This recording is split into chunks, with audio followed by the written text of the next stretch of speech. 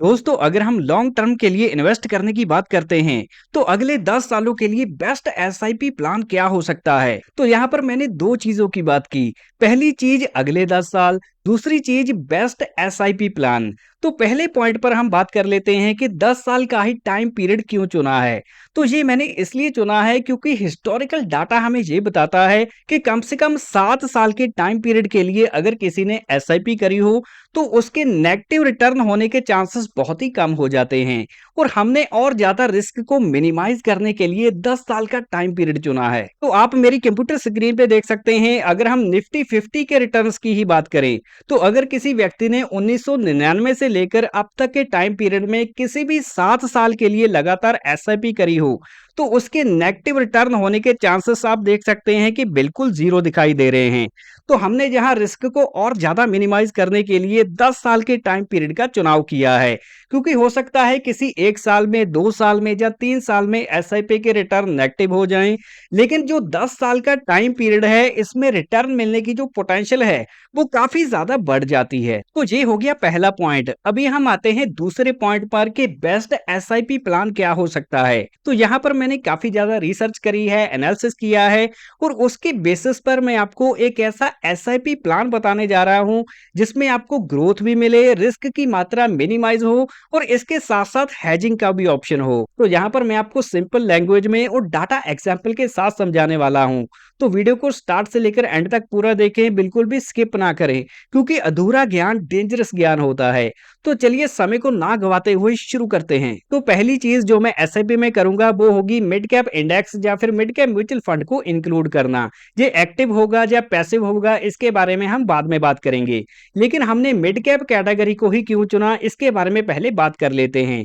तो mid caps के बारे में अगर आप नहीं जानते, तो हमारे इंडिया में जितनी भी लिस्टेड कंपनीज हैं स्टॉक मार्केट पर, वो तकरीबन 7600 से ज्यादा होंगी। लेकिन जो पहली 1 से लेकर 100 कंपनीज लिस्टेड हैं, जिसमें बड़ी बड़ी कंपनीज आती हैं, HDFC bank, ICI bank, Infosys हो गया, टीसीएस हो गया, ये 100 लार्ज कैप कंपनीज में इंक्लूडेड हैं। लेकिन 101 से लेकर 250 तक की जो 150 कंपनीज हैं, वो मिड कैप कैटेगरी में शामिल हैं, और जिनको रिप्रेजेंट करता है मिड कैप 150 इंडेक्स। तो यहाँ पर हम मिड कैप इंडेक्स की बात इसलिए कर रहे हैं क्योंकि पिछले 20 सालों का अगर हम डाटा उठाकर देखते हैं, तो मिड कैप्स ने दूसरे ब्रॉडर इंडेक्सेस के मुकाबले काफी बढ़िया रिटर्न जनरेट किए हैं। यहाँ पर आप स्क्रीन पे देखोगे तो निफ्टी 100 जो लार्ज कैप्स को दर्शाने वाला इंडेक्स है, इसके रिटर्न है 20 सालों के 12.5% के एनुअलाइज रिटर्न, और जो मिड कैप इंडेक्स है इसके 15.6% के एनुअलाइज रिटर्न है। और वहीं जो स्मॉल कैप इंडेक्स है इसके 13.1%, और जो निफ्टी 500 है जिसमें स्मॉल कैप, मिड कैप और लार्ज कैप तीनों कैटेगरी शामिल होती हैं, इसके रिटर्न भी मिड कैप कैटेगरी को बीट नहीं कर पाए। तो आप 20 साल छोड़ो, अगर आप 15 सालों का डाटा भी देखोगे तब भी मिड कैप ने 17.2%, 10 सालों में 18.6%, 5 सालों में 19.2%, 3 सालों में 20.1% और पिछले 1 साल में 7.5%। तो यहाँ पर आप देख सकते हैं हर एक टाइम पीरियड में मिड कैप इंडेक्स ने दूसरे इंडेक्सेस को बीट किया है। और अगर हम वेल्थ क्रिएट करने की बात करते हैं, तो पिछले 20 सालों में निफ्टी मिड कैप इंडेक्स ने वेल्थ को 18 टाइम्स ग्रो किया है, और वहीं जो निफ्टी 100 है 10.5, और स्मॉल कैप ने 11.8, और निफ्टी 500 ने 10.8। तो सभी इंडेक्सेस के मुकाबले निफ्टी मिड कैप इंडेक्स ने आउट परफॉर्म किया है। तो मिड कैप इंडेक्स की जब हम बात करते हैं, तो ये हमारी शेयर मार्केट में तेजी से ग्रो करने वाला सेगमेंट है। तो अब मैं मिड कैप कैटेगरी में किस तरह से इन्वेस्ट करूंगा, ये जानने से पहले आपको एक इंपॉर्टेंट पॉइंट समझना जरूरी है कि जो small cap, mid cap category है, ये दूसरी कैटेगरी के मुकाबले, जैसे लार्ज कैप के मुकाबले काफी ज्यादा वॉलाटाइल होते हैं। इनमें मार्केट के उतार चढ़ाव ज्यादा देखने को मिलते हैं। तो हमने जो 10 साल का मिनिमम इन्वेस्टमेंट होराइजन चुना है, ये बहुत ही इंपॉर्टेंट है। ये आपको आगे स्क्रीन पर डाटा देखने के बाद समझ में आ जाएगा। तो अगर हम मिड कैप्स की बात करते हैं, मान लीजिए साल में 100 दिन होते हैं, तो 100 में से 48 दिन मिड कैप अपने हाई से 10% गिरा हुआ दिखाई देता है। इसी तरह जो स्मॉल कैप्स हैं, वो 100 में से 64 दिन अपने हाई से 10% गिरे हुए दिखाई देते हैं। तो इनमें वॉलाटिलिटी लार्ज कैप्स के मुकाबले काफी ज्यादा होती है। तो अगर इस प्रकार का डाटा देखने के बाद आपको मिड कैप से डर लगता है, तो ये आपके लिए सूटेबल नहीं है। लेकिन हम यहाँ एज्यूम करके चल रहे हैं कि अगर आप अगले 10 साल के इन्वेस्टमेंट होराइजन के लिए इन्वेस्ट करके चलते हैं, तो यहाँ पर वेल्थ क्रिएट करने के लिए एक अच्छी गोल्डन अपॉर्चुनिटी भी प्रोवाइड करने की ये क्षमता रखते हैं। तो मिड कैप्स में इन्वेस्ट करने के लिए आपके पास दो ऑप्शन हैं। पहला ऑप्शन है कि आप इंडेक्स फंड्स द्वारा निवेश कर सकते हैं। दूसरा ऑप्शन है कि आप एक्टिव फंड्स द्वारा निवेश कर सकते हैं। तो अगर हम इंडेक्स फंड्स की बात करें तो कुछ इंडेक्स फंड्स आपके सामने स्क्रीन पे दिखाई दे रहे हैं। तो जहां पर ये फंड्स मैंने इस तरीके से लगाए हैं कि इनके 3 साल के एवरेज रोलिंग रिटर्न कितने हैं।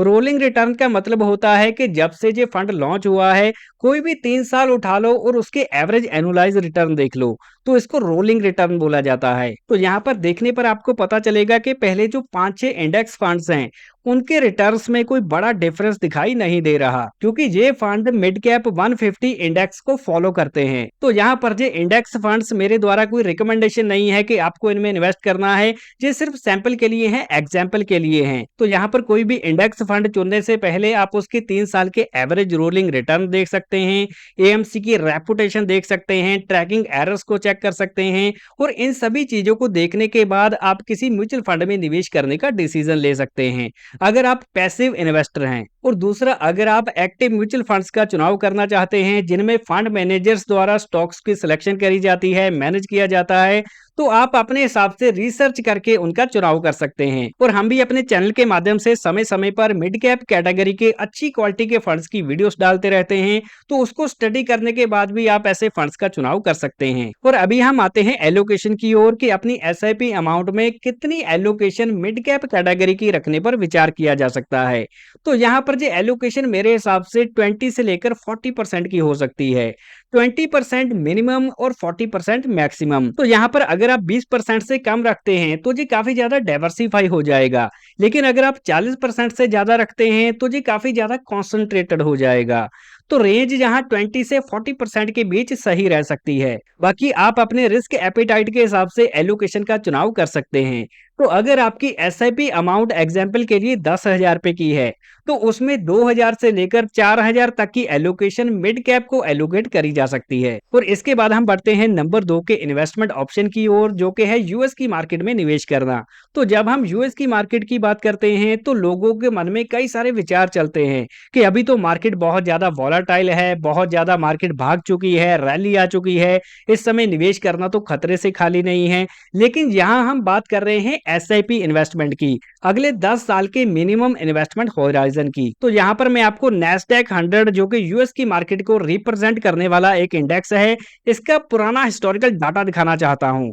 तो यहाँ पर आप 20 सालों का अगर डाटा देखोगे तो इसके average annualise return INR term में आप देखोगे तो 21.3% के रहे हैं। और यहाँ पर जो यूएस का S&P 100 इंडेक्स है, इसने भी पिछले 20 सालों में 15.5% के एनुअलाइज रिटर्न जनरेट किए हैं। हाँ, मैं मानता हूँ कि जो पिछले एक साल का डाटा है, नैस्डैक 100 का 59% के रिटर्न है, S&P के 44% है, जिसकी वजह से लॉन्ग टर्म डाटा में भी चेंजेस आए हैं। लेकिन अगर हम रोलिंग रिटर्न्स की बात करते हैं, 2008 से लेकर अब तक क्या डाटा देखते हैं, तो ये रिटर्न निकल के आते हैं 20.9% के। तो चलिए आगे मैं आपको नैस्डैक 100 के एसआईपी रिटर्न दिखाता हूं आईएनआर टर्म में, यानी इंडियन रुपीस में। अगर हम रिटर्न्स की बात करते हैं तो पिछले चाहे आप 15 सालों की बात करें 23% के हैं, 10 सालों के 22.93% के, 7 सालों के 22.17% के, 5 सालों के 21.41, 3 सालों को 22.27 और 1 साल के 12.71%। तो पिछले हिस्टोरिकल रिटर्न्स की अगर हम बात करें, चाहे शॉर्ट टाइम पीरियड की बात करें, लॉन्ग टर्म पीरियड की बात करें,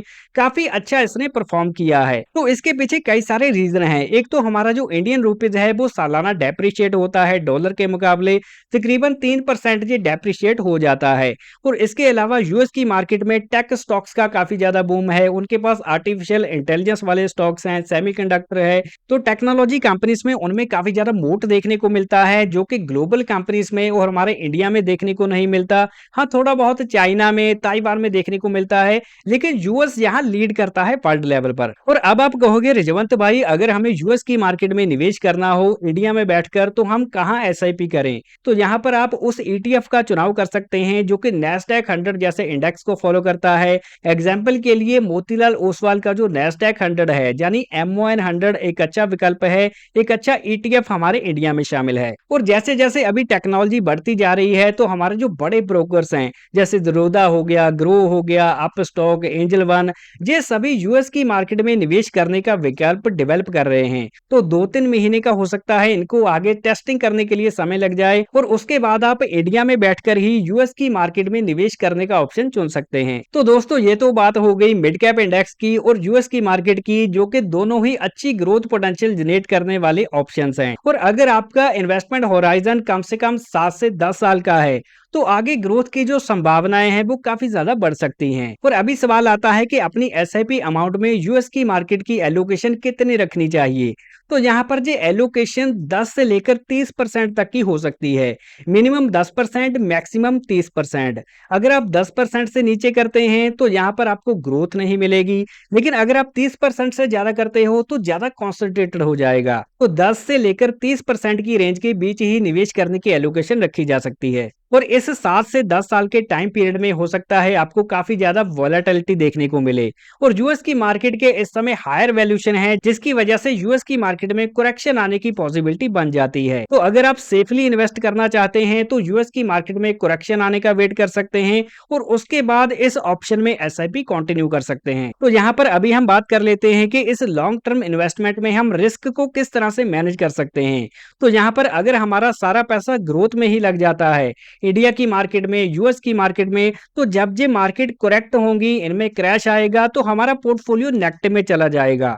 और जब भी पोर्टफोलियो नेगेटिव में चला जाता है तो लोग एसआईपी करनी बंद कर देते हैं और अपनी इन्वेस्टमेंट को बेचकर निकल जाते हैं। तो हमें ऐसा बिल्कुल नहीं करना। तो यहाँ पर लॉन्ग टर्म में रिस्क को मैनेज करने के लिए तीसरा और चौथा ऑप्शन काफी ज्यादा इंपॉर्टेंट है।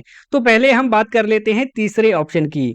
तो यहाँ पर अगर हमें अपने पोर्टफोलियो में हेज प्रोवाइड करनी है कि हमारा पोर्टफोलियो गिरावट के दौरान संभला रहे, तो हम इसमें ऐड कर सकते हैं गोल्ड कंपोनेंट। तो यहाँ पर चाहे आप एसआईपी द्वारा निवेश करते हैं, चाहे लमसम करते हैं, तो इसमें गोल्ड का इंक्लूजन बहुत ही जरूरी है। इसके पीछे 4 कारण हैं।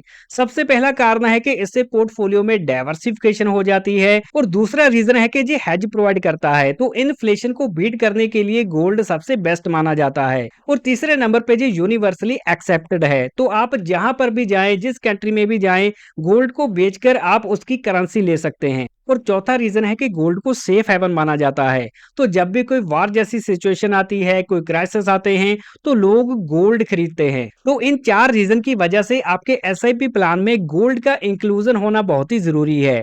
और गोल्ड में इन्वेस्ट करने के कई सारे तरीके हैं। आप चाहे तो गोल्ड ईटीएफ द्वारा निवेश कर सकते हैं, गोल्ड म्यूचुअल फंड द्वारा निवेश कर सकते हैं, या फिर फिजिकल गोल्ड ले सकते हैं, डिजिटल गोल्ड ले सकते हैं। लेकिन यहाँ पर सबसे बेस्ट 2 ऑप्शन दिखाई देते हैं। पहला ऑप्शन है कि आप गोल्ड ईटीएफ द्वारा निवेश करें, जिसकी एक्सपेंस रेशियो भी बहुत ही कम होती है और आप डीमैट अकाउंट में सीधा इसे बाय कर सकते हैं। और दूसरा बेटर ऑप्शन है गोल्ड म्यूचुअल फंड्स द्वारा निवेश करना, जहां पर एसआईपी को बहुत ही बेहतर तरीके से यूटिलाइज किया जा सकता है। चाहे आप 1 डे की एसआईपी करें, चाहे 7 डेज की करें, चाहे 15 डेज की करें, चाहे महीने की करें। और अब गोल्ड में एसेट एलोकेशन कितना रखना चाहिए? तो गोल्ड में 10 से लेकर 20% की एलोकेशन रखी जा सकती है। 10% मिनिमम और मैक्सिमम 20%। इससे ज्यादा अगर आप करोगे तो ग्रोथ नहीं मिलेगी। तो दोस्तों यहाँ तक हमने 40 से लेकर 90% तक की पोर्टफोलियो एलोकेशन डिस्कस कर ली है। तो यहाँ तक अगर आपको वीडियो पसंद आ रहा हो तो इसे लाइक करें, क्योंकि हमारी रिसर्च करने के लिए, एनालिसिस करने के लिए काफी ज्यादा मेहनत लगती है। तो अगर आप कमेंट में थैंक्स लिखेंगे तो हमें काफी मोटिवेशन मिलेगा। और अब चलते हैं हमारे एसआईपी प्लान के 4th एसेट की ओर, यानी कि 4th इन्वेस्टमेंट ऑप्शन की ओर। तो इसको ज्यादातर लोग इग्नोर कर देते हैं। तो देखिए, जब हम अपना सारा पैसा मार्केट्स में लगा देते हैं, चाहे हम इंडिया की मार्केट की बात करें, यूएस की मार्केट की बात करें, और साथ ही साथ अगर हम गोल्ड में भी एलोकेशन कर लेते हैं, लेकिन तब भी हमारा पोर्टफोलियो इनकम्प्लीट होता है, क्योंकि यहाँ पर डेट कंपोनेंट ऐड नहीं होता। तो ये जो डेट कंपोनेंट है, ये हमारे पोर्टफोलियो में स्टेबिलिटी प्रोवाइड करता है। जब मार्केट्स मार्केट्स गिर रही होती हैं, चाहे इंडिया की बात करें, यूएस की बात करें, जब गोल्ड भी गिर रहा होता है, तब ये हमारे पोर्टफोलियो को एक स्टेबिलिटी प्रोवाइड करता है। तो हमारे पोर्टफोलियो में डेट की एलोकेशन कितनी होनी चाहिए, ये हम डिसाइड नहीं कर सकते। इसके लिए बैलेंस्ड एडवांटेज फंड सबसे बड़ी ऑप्शन है, जिनमें इक्विटी भी होती है और डेट भी होती है, और फंड मैनेजर्स मार्केट कंडीशंस को देखकर इनमें एलोकेशन को कम ज्यादा करते रहते हैं, जिससे हमें एक अच्छी ग्रोथ पोटेंशियल मिल पाए। तो आइए डाटा एग्जांपल द्वारा समझते हैं। तो यहाँ पर हमने एचडीएफसी के बैलेंस्ड एडवांटेज फंड को एग्जांपल के लिए लिया है। तो यहाँ पर आप डाटा देख सकते हैं कि ब्लू लाइन में आपको नजर आ रहा है, ये सेंसेक्स की लाइन है, और जहाँ जो ऑरेंज बार्स आपको दिखाई दे रहे हैं, ये है इक्विटी के। तो यहाँ पर अगर आप 2020 से लेकर 2025 तक का डाटा देखते हैं, तो यहाँ पर आपको समझ आएगा कि 2023 में जब मार्केट में अपसाइड चल रही थी, तो उस समय इन्होंने इक्विटी पोर्शन को कम कर दिया, और जब सितंबर 2024 में मार्केट में काफी ज्यादा गिरावट आ गई थी, तो उस समय इन्होंने इक्विटी का पोर्शन बढ़ाना शुरू कर दिया। तो इस तरीके से फंड मैनेजर्स प्रोफेशनली डिसाइड करते हैं कि कब इक्विटी को बढ़ाना है और कब डेट को बढ़ाना है। तो सीधा सीधा देखें तो मार्केट जब हायर वैल्यूएशन पे होती है तो डेट कंपोनेंट को बढ़ा दिया जाता है, और जब मार्केट रीजनेबल प्राइस पर होती है तो यहाँ इक्विटी को और ज्यादा बढ़ा दिया जाता है। और किसी भी अच्छी क्वालिटी के बैलेंस एडवांटेज फंड की अगर हम बात करते हैं, एग्जाम्पल के लिए एचडीएफसी के बैलेंस एडवांटेज फंड की बात करें, तो यहाँ पर जो मेजोरिटी ऑफ एलोकेशन है वो लार्ज कैप कंपनीज में ही रखी जाती है, जिससे पोर्टफोलियो स्टेबल रहे। जैसे यहाँ पर आप एचडीएफसी के फंड में देख सकते हैं कि मई 2026 में 52% की एलोकेशन लार्ज कैप में है, और इससे पहले भी ये 51, 52 के करीब ही रही है। और जो मिड कैप की एलोकेशन है वो यहाँ पर आपको 10%, 8%, या फिर ओवरऑल अगर आप देखोगे तो 20% से नीचे नीचे ही नजर आती है। तो एक तो जहाँ इक्विटी में स्टेबिलिटी प्रोवाइड करने का प्रयास किया जाता है, और दूसरी तरफ अगर आप इक्विटी की बात करोगे तो ये 70% है, और बाकी का जो पोर्शन है वो डेट में ही एलोकेट किया हुआ है। तो डेट में आते हैं कारपोरेट बॉन्ड्स, गवर्नमेंट बॉन्ड्स, जो कि फिक्स इंटरेस्ट इनकम कैटेगरी में आते हैं एफडी की तरह। तो जहां फंड मैनेजर्स का फोकस होता है पोर्टफोलियो में स्टेबिलिटी प्रोवाइड करना। तो दोस्तों हमारे पोर्टफोलियो की जो 10% तक की एलोकेशन बची है, उसको पोर्टफोलियो स्टेबिलिटी के लिए बैलेंस्ड एडवांटेज फंड में यानी डेट कैटेगरी में ऐड करके चला जा सकता है। तो इस तरह से हमने 4 इन्वेस्टमेंट कंपोनेंट्स को ऐड किया है, जिसमें सबसे पहले मिड कैप इंडेक्स, दूसरे नंबर पे यूएस की मार्केट, तीसरे नंबर पे हमने ऐड किया है गोल्ड कंपोनेंट को, और चौथे नंबर पे हमने डेट कैटेगरी को ऐड किया है। तो इस तरह से आपके पोर्टफोलियो में ग्रोथ के साथ साथ रिस्क को मिनिमाइज करने की भी पोटेंशियल बन जाती है। तो दोस्तों हम आशा करते हैं कि इस वीडियो के माध्यम से आपको अगले 10 सालों के लिए एक अच्छी क्वालिटी का डाइवर्सिफाइड एसआईपी प्लान समझाने में हम सक्षम रहे होंगे। और अभी हम डिस्क्लेमर देख लेते हैं। तो दोस्तों ये जो म्यूचुअल फंड इन्वेस्टमेंट है, ये बाजार जोखिमों के अधीन होती है, और इसमें मिलने वाले रिटर्न्स की कोई भी गारंटी नहीं होती, और किसी भी म्यूचुअल फंड की पास्ट परफॉर्मेंस ये इंडिकेट नहीं करती कि आने वाले सालों में भी उसी प्रकार के रिटर्न मिलेंगे। और हमारे द्वारा किसी भी इन्वेस्टमेंट स्कीम को प्रमोट नहीं किया जाता, क्योंकि हमने ये वीडियो बनाया है केवल एजुकेशन पर्पस के लिए। तो कोई भी इन्वेस्टमेंट करने से पहले अपने फाइनेंशियल एडवाइजर से कंसल्ट करें, और इन्वेस्टमेंट से रिलेटेड सभी डॉक्यूमेंट्स को ध्यान से पढ़ें। और अगर ये वीडियो जानकारी से भरपूर लगा हो तो इसको लाइक जरूर करें, दोस्तों के साथ, फैमिली के साथ ज्यादा से ज्यादा शेयर करें। मिलते हैं अगले वैल्यूएबल वीडियो में।